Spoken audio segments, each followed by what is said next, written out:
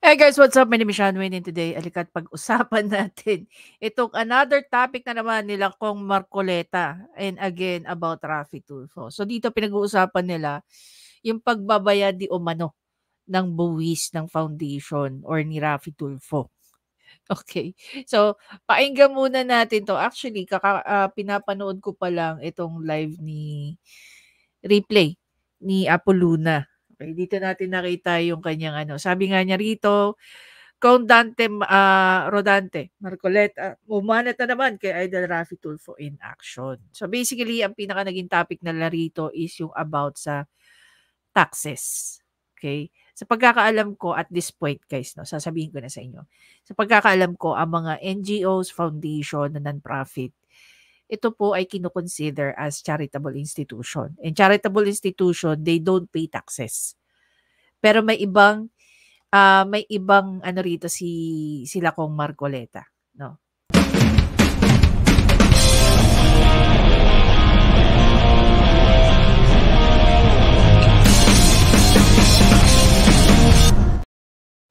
Ayan, pakinggan natin sila Kong Marcoleta rito. Bagay na yan, Kong. May mga nagtatanong kasi sa atin, ano ha? Ito sana, yaman din lamang nabanggit ninyo. Ano na daw ba, kasi nabanggit natin noong nakaraan, sa programa po ni Senador Raffy, meron siyang foundation na ginagamit, Nelson eh. Ano ba yun? Yung Raffy Tulfo in Action Foundation ata, Kong. Ano ha? Para mapatibayan natin ang foundation yan, kinakailangan ay usisain ninyo. Opo. Dapat merong mag-represent sa programa natin. Sabihin natin, kami po galing sa ganang mamamayan, Opo. Net 25, pwede po ba kaming makahingi ng duplikadong kopya? Okay. Ng, alam mo, etong sinasabi ni Kong Marcoleta, mukhang meron silang gustong i-pursue rito. Okay? We don't know exactly kung ano yung pinaka-goal nila. But it seems that they are interested to dig deeper. Okay? Patungkol nga rito sa foundation di umano ni Idol Raffy. Diba? Pakinggan natin. GIS po ng Raffy Tulfo in Action. Oo. Para makita po natin yung inyong corporate paper, kung ano po yan, kung foundation po yan o hindi. Diba? Pwede bang gawin ng isang pribadong individual yan? Oo naman, kasi mga public documents ito eh. So pero sa SEC nyo pupuntahan? Susulat lang kayo na pwede po bang makahingi ng sabihin nating true copy, ang ganyan, certified true copy. Oo. Kasama na po dyan yung mga audited financial statements para po makita natin yung extent po ng transaction nila. Kasi kung foundation po yan, pangkaraniwan, mga donors po ang pinag-uusapan. So kahit hindi kayo incorporator o donors ng ganong foundation? Hindi naman yung kasi citizen ka naman eh.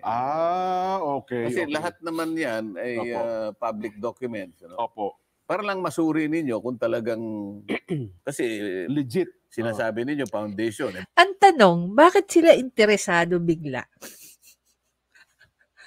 Diba? Bakit biglang nagkaroon ng interest itong grupo na to sa RTIA Foundation? Baka naman ang nakalagay doon, hindi naman foundation. Ngayon, kung foundation, ang pagkakaalam ko kasi din, pag foundation, pwede kang tumanggap ng mga donors. Yes. Kasi yung mga donors naman, na ma-motivate na magbigay sa isang foundation. Ang foundation kasi, ayon sa aking pagkakaalam, mga charitable institutions to eh. Opo. Charitable, religious, minsan sports, cultural, educational, development, veterans, and other welfare areas or causes. Oo. Ngayon, kapag halimbawa, ganito yung kanyang category, maaari nga naman siyang maging tax exempt. Mapasailalim sa isang foundation. Pero kailangan linawin ito, charitable ka, asan ang mga donors mo? Okay. Kasi yung donors nagbibigay din, Nelson, dahil ini-encourage natin yung magbigay ng donor kasi ang incentive naman nila, kabawasan ng kanilang income tax na babayaran doon sa isang taxable year na yon. So kung mapapansin nyo guys, no, karamihan ng mga malalaking corporation like GMA, ABS-CBN, San Miguel, Ayala, they have their own foundations. No? Ibig sabihin, part of what they make is dinodonate nila sa kanilang foundation. And not only that, there are also other institution like NGOs or most probably foundation na nagdo-donate din to mga malalaking korporasyon na to. And that part na dinonate nila, dinideclare po nila yan. So, nagiging tax exempt po yung part na dinonate nila. Tama. Pero And by the way, may documentation dapat yun. It's not na nagbigay ka lang basta-basta.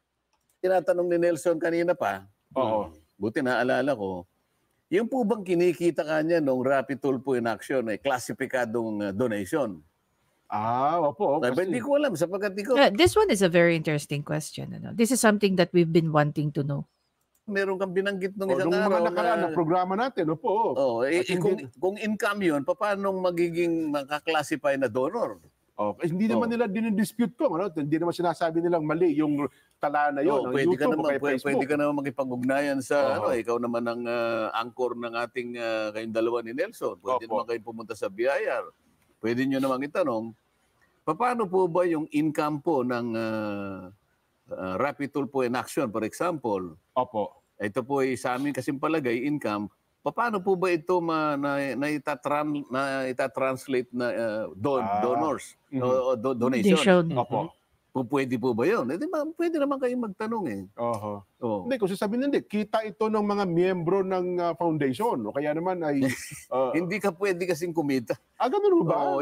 Alam mo, mayroon sa batas kasi dyan eh. Alam mo, nasa National NIRC natin na sinasabi na yung pong nagme-may-ari ng foundation, hindi siya dapat makakuha mula dun sa donation. Donation ang tawag eh. Opo. Na mas mataas sa 10% nung i-donate. Kasi nangangailangan din ng gastos din kasi yung foundation. Pero hanggang 10% ka lang kapag ka individual donors. Pagka halimbawa corporate donors, hanggang 5% ka lang. Mas mababa doon sa donor.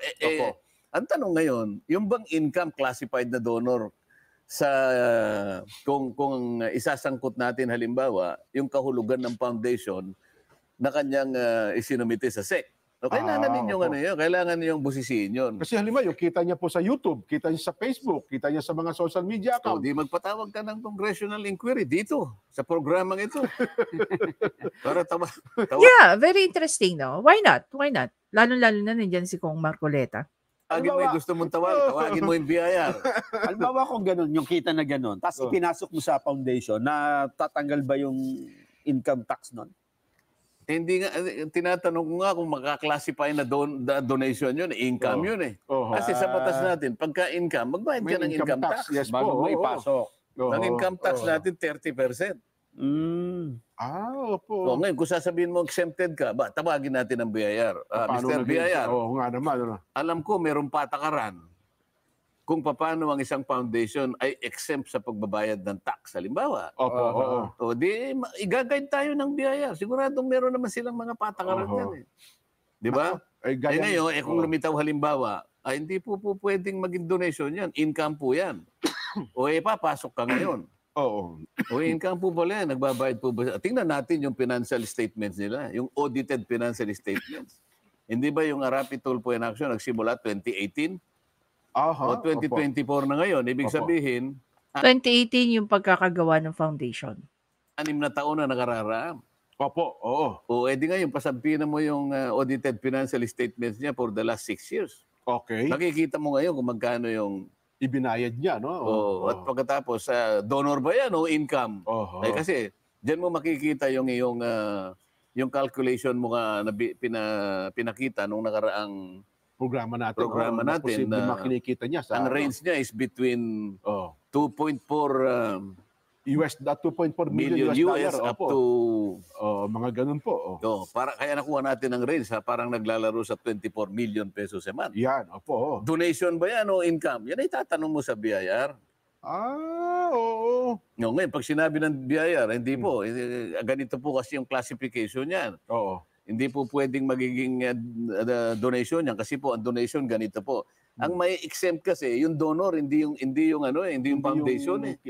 Ganun pala. May exempt ka kasi tinuring na nila na advance mo yun eh. Yung nag-donate ang ma-exempt. Ang may exempt sa pagbabayad ng i-consider mo na kasama sa ibinayad mo na na tax. Oho. Pero hindi yung foundation. Ang pagkakaalam ko, Opo. So yun ho pala yun, ano ha? Aywan ko lamang kung, kasi kung sila ba'y tumatanggap din ng donasyon. Kasi di ba meron din mga donor galing sa abroad eh. Di ba? Yung mga foreign donor, kung meron. Sa pagkakaalam ko, yes, they do because they flash their account numbers. Pero I think at one point, pinastop na yata ni Raffy Tulfo yung pagre-receive ng donation. Sa pagkakaalam ko. Now, isa rin sa sinasabi nila that yung mga pera na tawag dito, na nanggagaling or yung income ng YouTube channels, okay, ng mga social media nila goes directly to the foundation. So, kaya nga sinasabi nila na ang RTIA YouTube channel is pag-aari ngayon ng foundation. The question is, pwede ba 'yon? 'Di ba? Pwede ba 'yon? Din ba silang tinatanggap na ganyan? Oo, pero kailangan nating usisahin din. Kaya sa statement mo, makikita mo na yung donate mo, naibigay mo rin. Okay. Di ba? Kasi kapag ka yung donation mo, halimbawa, X amount, pagkatapos yung binigay yung naibigay mo naman na pantulong sangayon sa objectives mo, 1/3 lang nun di meron 2/3 naman na naiwan. Natitira, oo nga. Anong gagawin mo rito? Oho. Lalo pa po ito kung cash naman ang nakuha niyang kita sa social media accounts niya, di ba? Ayun. Kasi kung halimbawa yung sabi niya, tinutulong ko po sa mga lumalapit sa amin dito. Mabuti po yun. Pero kailangan po i-account nyo kasi ano po kayo foundation po kayo. Oo. At ino-audit po kayo, di ba? Meron po kayong external auditor, meron po kayong internal auditor. Mabuti pa, yan po sinasubmit nyo po sa SEC. Pwede nyo po bang bigyan nyo kami ng kopya? Ganun pala. Para mapag-aralan naman natin. Oho. Mabusisi rin pala ito, no? Yeah. Palagay mo na, Son. Yung palang pera ng foundation, hindi pwedeng gastusin sa kung ano-ano. Ang dapat lang, kung saan nakaukol yung foundation. Yun ang sinasabi ko kasi yung objective mo. Doon naka-ano yan. Hindi mo Kasi, pwedeng ibigay. Pero guys, kung halimbawa ito, try natin kausapin sila Kayo. Yeah, magaling mag-research yan sila Kayo, sila Chibi,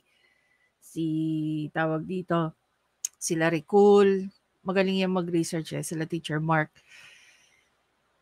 Imagine niyo yung mga bagay na pwede nating iumpog dito sa statement na to. Unang-una sa lahat, there's an article saying that hindi tumanggap si Raffy Tulfo, take note of this, hindi tumanggap si Raffy Tulfo ng donation sa kahit kaninong tao during the election. Kasi base sa kanya, meron na siyang enough na ipon. Okay? May enough na siyang ipon. I think it came from politico.com para gamitin niya. And he mentioned a value there. Okay? Pangalawa, there's also an interview na sinasabi niya na kinukuha niya yung pera. No? Kumukuha siya yung ginagastos nila is kinukuha din nila sa kita ng foundation. There's another one. Nire-recall ko lang guys, no, yung mga bagay na mention ni Raffy Tulfo, either mostly, if not all, mostly sa mga interviews din niya. 'Di ba? Tapos ano pa ba? Maraming pwedeng i-pull out ng mga documents na masasagot na itong mga tanong dito nila Kung Marcoleta. Kung gugustuhin nila, no, if they really want to go deeper dito sa pinag-uusapan na to. Kasi kung halimbawa, may mga figures na sinabi si Raffy Tulfo sa kanyang mga interviews na hindi nagre-reflect sa kanilang mga pinapasang report sa SEC. Malaki ba ang possibility na pwede siyang kasuhan ng BIR for tax evasion or tax meron pang isa maliban sa tax evasion Pero ang alam ko lang talaga is there's a certain percentage, yan, gaya nga na na-mention nila kung Marcoleta, there's a certain percentage na pwede lang gamitin for operational expenses or administrative expenses. And then, kung ito man ay income going for a donation, meron lang certain value or percentage rather ang pwedeng i-donate ng isang korporasyon. Okay? As a donation sa whether it's an NGO or a foundation. Hindi mo pwedeng i-declare yung buong in-income niyan, okay, as a donation. Kasi nga, gaya na sinabi ko, lumalabas siya. Kung ano yung value kung ano yung value na claim mong i-donate mo, automatic tax exempt yun. No? Sa mga ipang sweldo sa tao. Tingnan mo, Cultural and Educational Foundation. Ang tanong, pag nasa foundation ka ba, do you really call that as a salary? Kasi if you call it as a salary, it's a taxable income. So normally, ang pagkakaalam ko, if I remember it correctly, no, most if not all, ang ginagamit na term dyan ng mga foundation is honorarium or allowances. 'Di ba? As to how much, we don't know. Opo, siguro nagbibigay ka ng scholarship. Ayan, Nagbibigay ka ng libro, mga pantulong sa pag-aaral.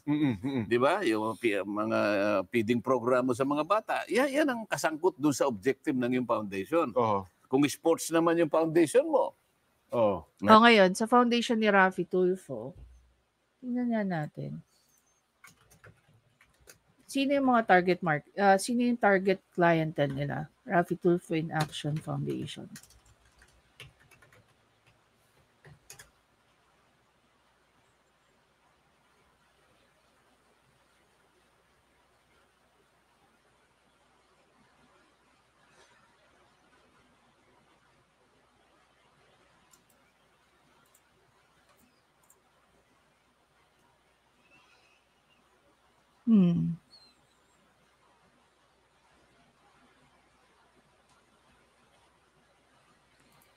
Wala bang sariling foundation yung ano?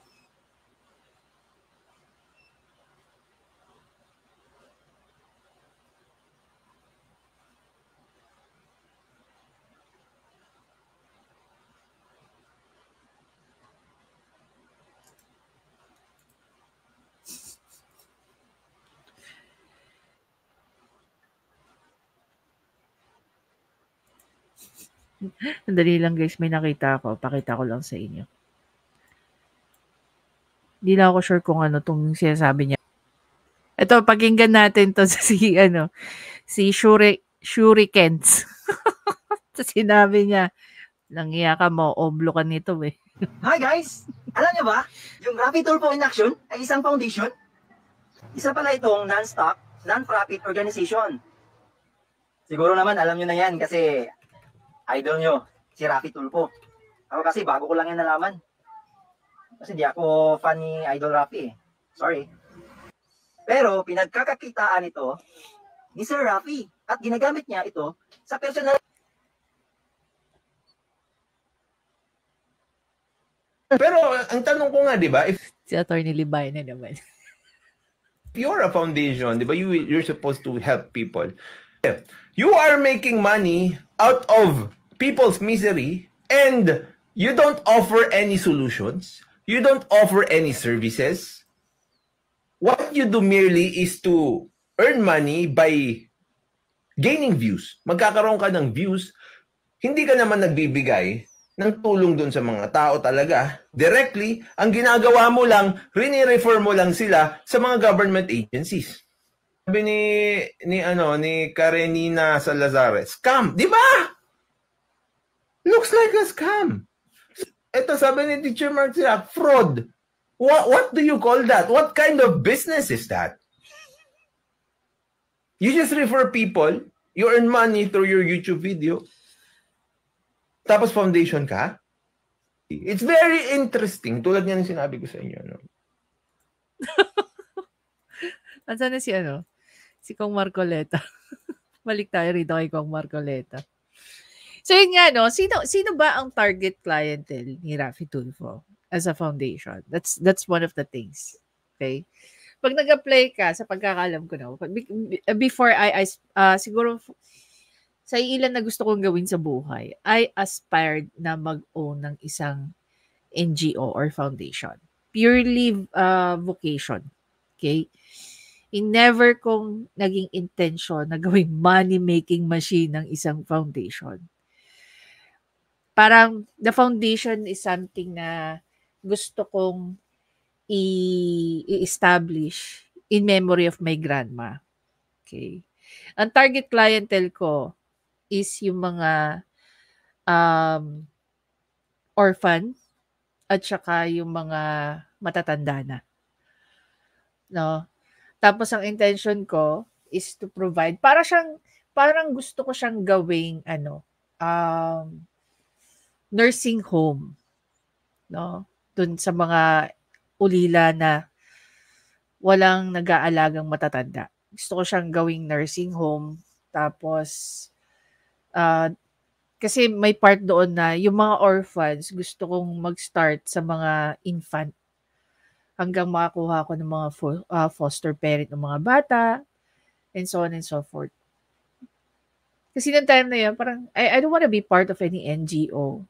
Tapos, may kita mo lang, puro corruption. Mapa-private man yan or public man yan. When I say public, like politician na may-ari ng NGO or foundation, I really don't wanna be part of that. Kasi nga nagagamit nga sa hindi maganda, minsan, hindi ko naman sinasabing madalas, minsan ang mga foundation. Ako purely gusto ko lang mag-serve. No? Mag-serve doon sa mga elderly natin at saka doon sa mga orphans. Hanggang ngayon hindi ko siya nagagawa. Kasi nga, siguro in the near future, no? Hindi ko naman yan tinatanggal pa sa mga plano ko. So that's nasa sistema ko pa rin naman siya. 'Di ba? So ayun, well, apart from the fact na syempre, meron naman tayong background sa pagpapatakbo ng mga foundation. Yan naman yung naging primary natin ng pag-aaral. Kaya kahit papaano, may alam tayo. Now, dito sa ginagawa ni Raffy Tulfo, if we're going to do we're not going to do the math, no? But if we're going to analyze, no? Isa kang Raffy Tulfo in action, ano ba ang ginagawa ng RTIA? So may mga lumalapit na mga kailangan ng tulong. So magdidepende yan. Ito ba ang target client ni Raffy Tulfo? Ngayon, ano yung mga tulong na binibigay niya rito? Another negative part, no, ng pagbibigay ng tulong ni Raffy Tulfo is marami pong mga na-violate na batas. No? Sa mga taong to. Mga nagkakaroon minsan ng mga abuses sa paggamit ng programa ni Raffy Tulfo para mamahiya. Plus the way magsalita si Raffy Tulfo. Normally, ang mga NGOs at ang foundation, ang pinaka-main purpose nila is magkaroon ng intervention. Okay? Restoration. Tapos, in all cases, dapat to ha. Meron confidentiality. Piniprotektahan mo ang mga taong lumalapit sa'yo. Especially if may kwentong abuses dyan, kung merong mga tawag dito, mga issues na dapat kasuhan, hindi civil pero kriminal. Diba? So, yung mga bagay na yan. Tsaka napaka-importante guys, no, pagdating sa pag-handle ng mga kliyente sa foundation or sa mga NGO is pinapangalagaan mo ang integridad. Hindi lang ng pangalan ng foundation mo but even yung mga taong lumalapit sa'yo. Pero in the case of Raffy Tulfo in action, it's a different story. And we all know that. Diba? Walang confidentiality. Everything is out in the open. Diba? Plus the fact na nire-refer nga ni Raffy Tulfo o na-utilize ni Raffy Tulfo ang mga government agencies. Okay? Tapos ngayon pa, nagagamit din ni Raffy Tulfo ang pwesto niya bilang isang senador para makakuha siya ng agarang solusyon. Diba? Which, yung ginagawa niya na ganun, nagkakaroon ng conflict. 'Di ba? Nagkakaroon tayo ng problema doon. Okay? Balik tayo kay Kung Marco. Namimigay ka ng mga Bola, bolang ping-pong, ng patayo ng- basketball, yes, opo. nagpapatayo ka ng Basketball court. basketball court, Yan, di ba? Tapos merong mga physical fitness ka sa mga manlalaro. Oh. Kaugnay ngayon ng layunin ng pagkakatatag ng foundation. Ang tanong mo ngayon, yung RTIA, Opo. ano yung layunin? Tumulong sa mga nag-aaway na mag-asawa. Halimbawa, naghiwalay na ganito. Gusto nating ang kanyang objective ay lalong pag-away-awayin ng may asawa at saka yung employer at saka yung manggagawa. At saka yung OFW, kung ano yung kanyang kinakailangan usigin niya yung mga agencies, halimbawa. Kung merong ganung layunin, halimbawa, ipakita niya na lahat ng kanyang mga ginastay ukol doon sa layunin na yun. Ayun. Kailangan malinaw yun.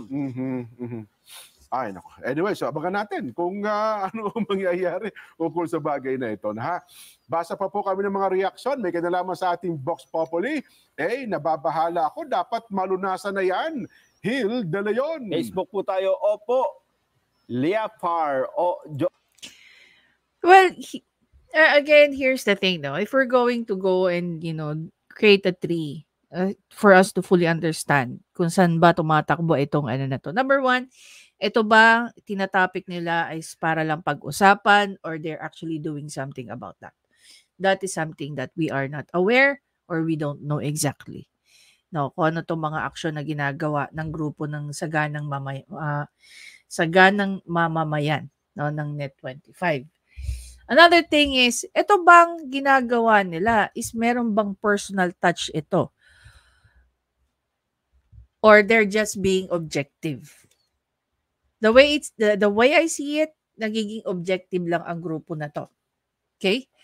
Number 3, tama lang din naman talaga na maintindihan natin na kasi halimbawa doon sa mga taong gustong magtayo ng foundation, 'di ba? Halimbawa lalo na sa mga nagpa-poverty porn. Isa 'yan sa mga dapat din nating saliksikin.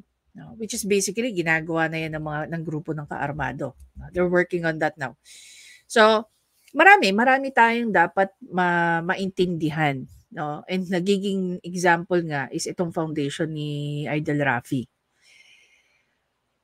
Now, kung sasabihin ni BIR na supposedly or dapat magbayad si Rafi Tulfo ng taxes niya sa kinikita niya sa mga social media accounts niya, ang tanong dyan, kasi even YouTube, ang pagkakaintindi ko, they're taking a portion, no, of that as a tax. So, pag nangyari ba yun, mado-double tax ba si Actually, hindi. May usapin na about sa double tax. Supposed, if you recall, etong si Manny Pacquiao before, okay? Pwede nyo akong i-correct dito lalo sa mga CPA natin. Si Manny Pacquiao before, gusto siyang taksan ng gobyerno sa income niya sa pagboboxing niya sa Amerika. Ano ang sagot ng mga lawyers ni Manny Pacquiao? Hindi nyo na siya pwedeng taksan kasi mado-double tax na siya. Dahil nagbabayad din siya ng tax sa Amerika. 'Di ba? Tapos tataksan nyo pa rito. I don't know kung mag-a-apply yun kay Rafi Tulfo.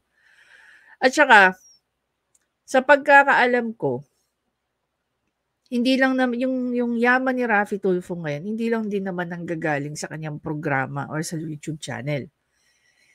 'Di ba? Meron din siyang mga online store, 'di ba? Tama ba ako? 'Yon, sa pagkakaalam ko meron kasi nakikita nga natin fina-flash nila yun sa programa nila, 'di ba? Ngayon, it is very interesting nga talaga to know kung yung income ba ng RTIA, no, YouTube channel, Facebook, or yung mga social media accounts niya na monetize, ilang percent noon ang dapat lang napupunta sa foundation? And the remaining percentage, dapat ba yun taksan? When in fact, natataksan din yun ng mga ng firm, no, ng YouTube or ng Facebook.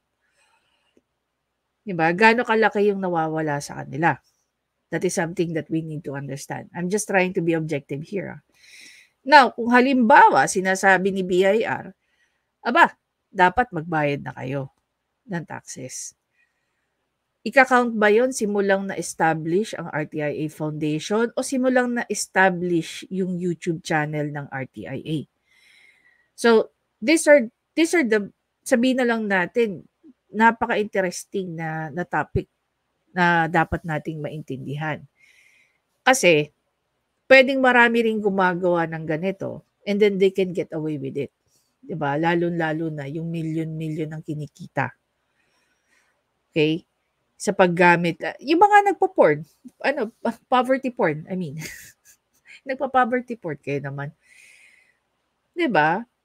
So again, di natin alam kung kung ano yung pinaka objective ng grupo nila kung Marcoleta dito sa kanilang pinag-uusapan. Hihingi ba sila ng mga documents na ito na sinasabi ni Kong Marcoleta? No? Mai-request ba nila ito?